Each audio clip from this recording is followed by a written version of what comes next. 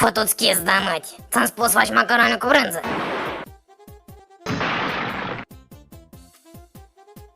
Ceah, ceah, ceah, ceah, ceah, ceah, ceah. Las că pidaras le-ați arăt, eu ții cum-ți bați fumiele.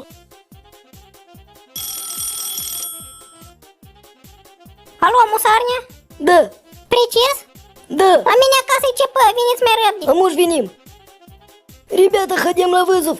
Да мы întâi хочу cumpăra un pachet de țigări. O calcat în căcator și pula așa greu vin. Наконец, bля.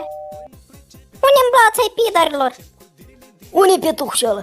Ia ca așa de trântit pe divan și bea pivă. Ванюша, Вафлентин, вперед!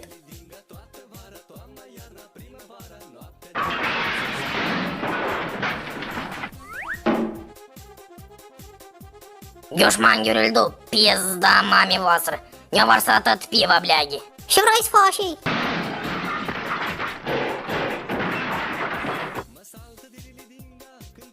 Fa pizdo, unii matura și savoc. E jos, lângă cran. Asta tu trebuie să faci curățenie în casă, dar nu eu. Băi, nenormalule, asta-i fără savocul. Dar voi, pidărășilor, să le spuneți la și de la râs că dacă ați mai stângă încă o dată lumină când merge Liga Campionov, ați mă apuc de furc și de topor. Vin, Fanco, ne dai boc mai chini încă o dată mentura prin prejurul casă, a să-ți fut neogoasti, pun în duhovcă și a-ți fac hoiacii bab.